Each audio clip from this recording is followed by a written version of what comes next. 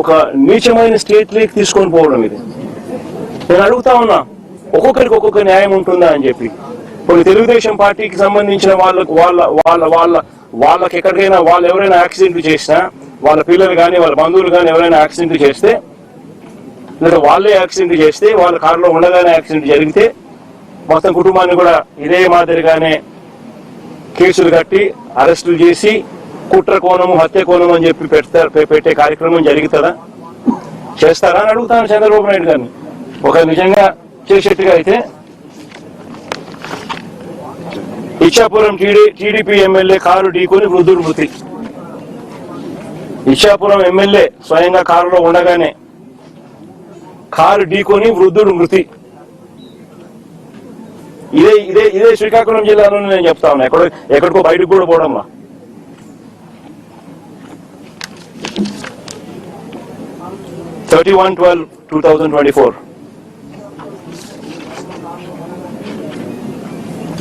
ఇంకో కేసు కూడా ఉంది కదా,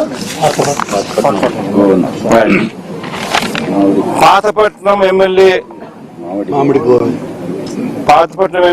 మామిడి గోవింద్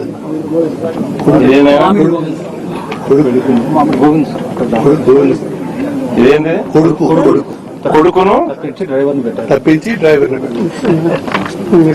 పాతపట్నం ఎమ్మెల్యే ఇదే జిల్లాలోనే, ఇదే తెలుగుదేశం పార్టీకి సంబంధించిన పాతపట్నం ఎమ్మెల్యేకి సంబంధించిన మరో కార్ యాక్సిడెంట్.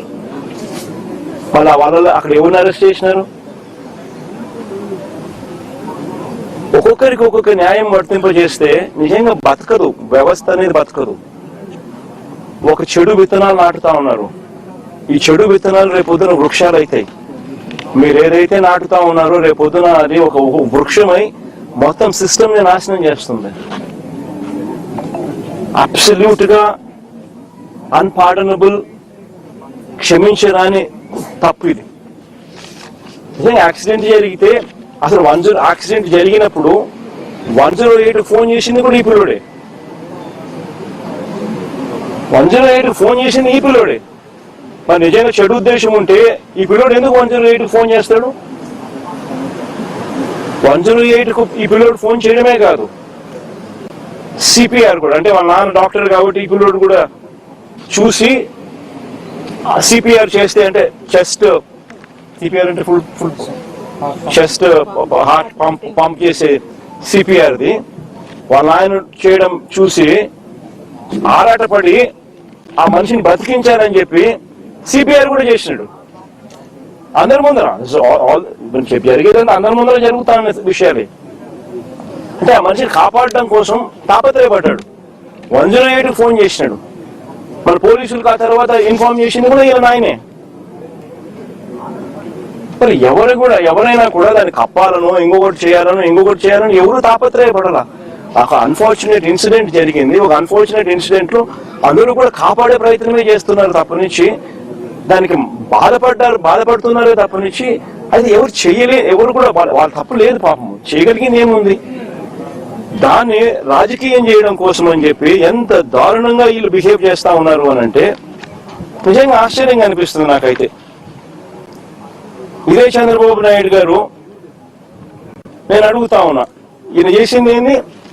యాక్సిడెంట్ లో మరణించిన ఆ వ్యక్తి, యాక్సిడెంట్ లో గొర్రెలు కాపరి మరణిస్తే దాన్ని రాజకీయం చేసేందుకు చంద్రబాబు నాయుడు ఏం చేసినాడు? పాఠశాలని యాదవ్ మంత్రిని పంపిస్తాడు ఇక్కడికి. పాఠశాలని ఒక యాదవ్ మంత్రి ఇక్కడికి వచ్చి ఈడ ర్యాలీలు చేయిస్తాడు కులాల మధ్య చిచ్చు పెట్టేదానికి. ధర్మమేనా ఇది? అంటే ఏ పక్కన మత్స్యకారుడే కదా, అంటే ఇల్లు కొట్టుకొని సావని అయినా. అంటే ఏం తప్పు చేసినాడు పిల్లోడు? ఒక యాక్సిడెంట్ జరిగింది, పొరపాటున జరిగిన దానికి నిజంగా మనుషుల్లో ఎవరైనా ఉంటే వాళ్ళతో ఇద్దరితో కూర్చోబెట్టుకొని పొరపాటు జరిగిందమ్మా, కాంపెన్సేషన్ ఇంతకన్నా ఇంత ఎక్కువ ఇస్తామమ్మా, మీ కుటుంబాన్ని పూర్తిగా మేమే అన్ని రకాలుగా చూసుకుంటామమ్మా అని చెప్పి వీళ్ళతో భరోసా ఇప్పించాలి. నిజంగా అప్పలరాజు కూడా ఆ పని కూడా చేయడానికి కూడా ముందు కూడా పోయినాడు పాపం, మంచి ఉద్దేశంతో మంచి మనసుతోనే. ఇప్పుడు వీళ్ళు ఏం చేస్తా ఉన్నారు? దీన్ని రాజకీయం చేసి చెడగొట్టి వాళ్ళకి జరిగే మంచి కూడా జరగకోకుండా రాజకీయ